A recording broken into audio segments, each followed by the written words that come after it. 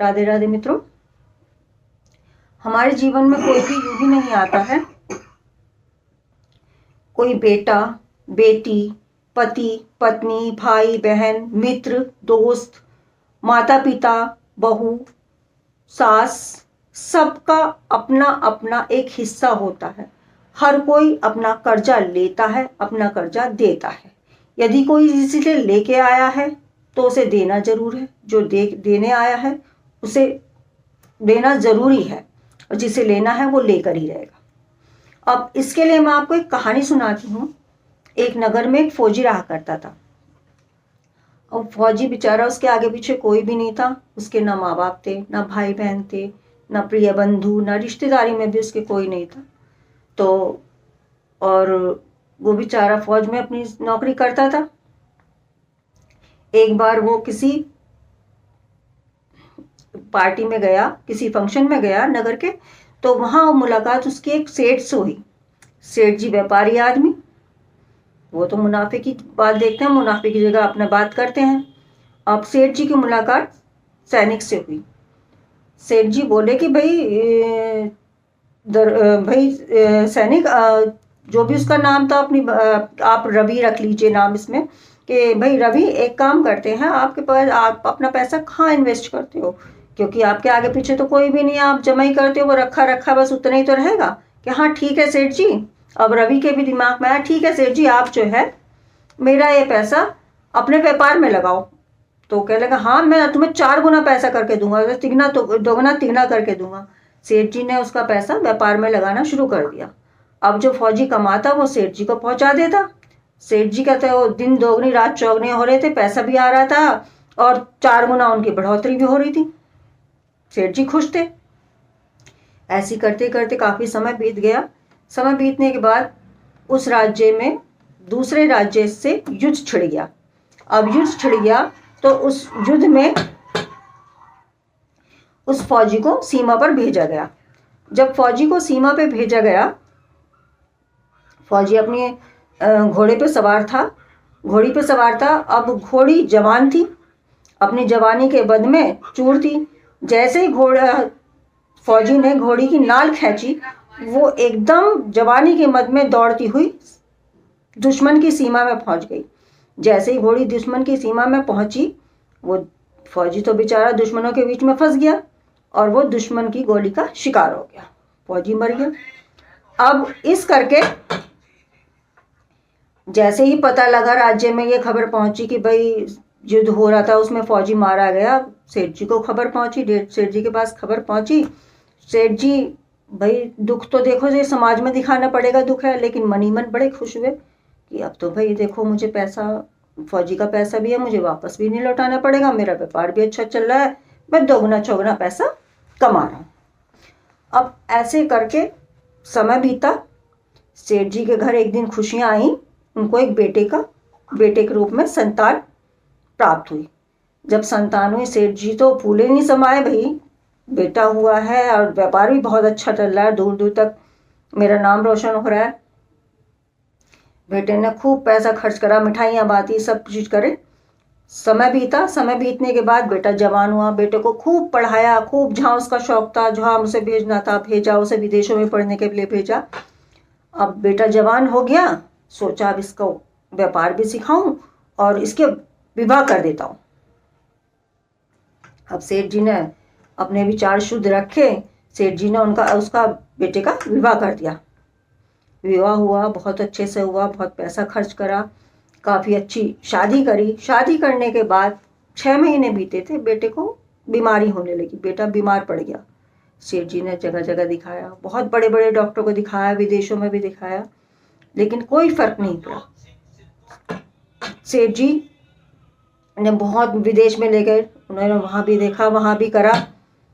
और डॉक्टर्स ने जब उन्होंने कहा कि भाई सेठ जी अब हम कुछ नहीं कर पाएंगे और हमारी समझ में नहीं आ रहा है इसको परेशानी क्या है, क्या बीमारी है, बीमारी लाइलाज है, हम समझ नहीं पा रहे हैं। सेठ जी बेटे को घर लेके आए और बड़े दुखी मन से बेचारे रोते हुए, बड़े परेशान, रोना भी उन्हें आ रहा था लेकिन कह भी नहीं पा रहे थे कि बेटा। अब एक दिन उनका पड़ोसी जब वो दुखी हुए तो पड़ोसी पूछा कि भाई क्या बात है सेठ जी, आप बड़े परेशान हो, क्या हुआ?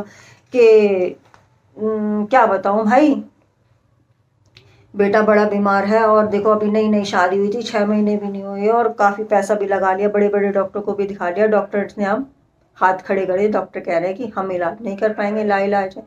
कि तो ठीक है, पड़ोस के गांव में एक वैद्य जी आए हुए हैं, सेठ जी आप एक काम करो, 2 आने की दवाई देगा, 2 आने की पुड़िया देगा वो, और उसकी दवाई बहुत लगती है, उस पुड़िया को आप जाके तो देखो। कि मैं तो बड़े बड़े डॉक्टर को दिखा लिया। कि सेठ जी आप मेरे कहने से जाओ तो सही। कि ठीक है भाई। वो गया, वैद्य जी के पास गया, 2 आने के उन्हें पैसे दिए और पुड़िया लेके आए सेठ जी। सेठ जी ने जैसे ही वो पुड़िया लेकर के आए, अपने बेटे को पुड़िया दी, पुड़िया को लेते ही बेटा हो गया खत्म। बेटा ने अपना समय पूरा कर लिया, बेटा चला गया। अब सेठ जी बड़े परेशान, बड़े दुखी, बहुत रोए, सारे पड़ोस में आसपास में भी दुख हुआ कि भाई ऐसा हो गया, जवान बेटा था, 6 महीने हुए शादी को और ऐसा स्वर्ग से धार गया। बहुत अफसोस हुआ। उसी बीच उस नगर में एक महात्मा आए। महात्मा नगर से गुजर रहे थे, उसी गली से मोहल्ले से गुजरे, तो उन्होंने देखा अरे बड़ा यहाँ तो बियावान पड़ा है, बड़े शोकाकुल व्यवहार माहौल हो रहा है। तो गुरुजी गए, गुरुजी ने कहा भाई क्या हो गया? तो कुछ लोग बोले कि जी ऐसे ऐसे बात है, हमारे सेठ जी हैं और सेठ जी ऐसे ऐसे बेटे की शादी करी थी, अभी तो 6 महीने बीते थे और बेटा एक्सपायर हो गया और काफ़ी परेशान है, बहुत दुखी हैं। सेठ जी बड़े रोते हुए, तो महाराज जी बोले कि सेठ जी दुखी क्यों हो आप? कि महात्मा जी क्या बताऊं, कैसे बताऊं, आपको पता तो है महाराज, बताओ कि मेरा बेटा एक्सपायर हो गया, आपको तो मेरा बेटा स्वर्ग सिधार गया। कि अच्छा सेठ जी अभी आप दुखी हो? कि हाँ सेठ जी बहुत दुखी हूँ। अच्छा एक बात बताइए, आपने धन कमाया, दूसरे का पैसा आपने लिया था? कि हाँ लिया था। खुशी हुई थी ना, दूसरे के पैसे से व्यापार करा था आपने? कहा हाँ हुई थी गुरुजी, खुशी हुई थी। कि अच्छा, तो वो तो खुशी थी ना? कि हाँ। कि अच्छा फिर वो जिसका पैसा लिया था वो गुजर गया, वो मर गया था, सैनिक मर गया था ना? ये जब दुखी हुए थे? हाँ सेठ, हाँ गुरुजी मैं दुखी क्यों नहीं हुआ, उसका वो बेचारा पैसा जमा करता था, दुखी हो। कि सेठ जी मन ही मन तो आप बहुत खुश हुए थे कि अब मुझे उसका पैसा वापस भी नहीं देने पड़ेगा, दुगना छोड़ो जो लिया था वो भी नहीं दूंगा मैं अब उसे। हुई थी ना? कि हाँ गुरुजी ऐसा ही हुआ था।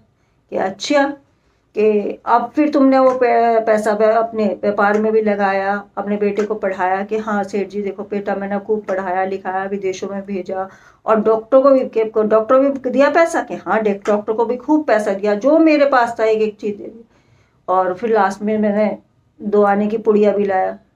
कि तो ठीक है, अब जो हिसाब था सुन मेरे से, सेठ जी मुझसे सुनो। कि हाँ, कि जब तुमने दूसरे का पैसा लिया था, जिस सैनिक का पैसा लिया था, वो सैनिक तो आया था तुम्हारे घर में बेटा बन के, तुमने पैसा लिया था ना उससे? हाँ। तो लिया था तो उसने अपना पैसा वसूल करा, अब तुम्हारे घर में आया, तुमने जब आया तो लड्डू बांटे थे, पूरे शहर में नगर में ढिंडोरा पिटवाया था, लड्डू बांटे। उसके बाद जब बेटा बड़ा हुआ, उसको पढ़ाया लिखाया, बेटा कामयाब हो गया, तुम्हें बड़ी खुशी हुई कि हाँ। उसके बाद फिर तुमने अपने बेटे की शादी करी, पूरे नगर का जो है आपने दावतनामा भिजवाया था, पूरे नगर को लड्डू भिजवाए और दावत कराई। तो जमीन पे पैर नहीं थे आपके? कि हाँ सब चीज थी। अब उस सैनिक ने अपना सारा कर्जा लिया, सारे काम करे, 2 आने रह गए थे, वो भी उसने वैद्य जी की पुड़िया से वसूल कर ली। कि चलो ठीक है महाराज जी, सारी चीज है, सब कुछ मैं मानता हूँ, मेरी गलती है, मैंने जो करा, मैंने जो किसी का पैसा लिया तो मैंने दे दिया, या ऐसे ले गया वो, लेकिन उस बिचारी, उस घर में जो मेरे घर में जो उसकी विधवा बैठी है, उसकी क्या गलती है? तो गुरुजी बोले कि भूल गया, उसे कौन घोड़ लेके गया था दुश्मनों के बीच में? कि उसे जवानी के मद में सवार वो घोड़ी लेकर के गई थी, वो घोड़ी उसकी विधवा बन के अब वो पूरी जिंदगी ऐसे ही रहेगी।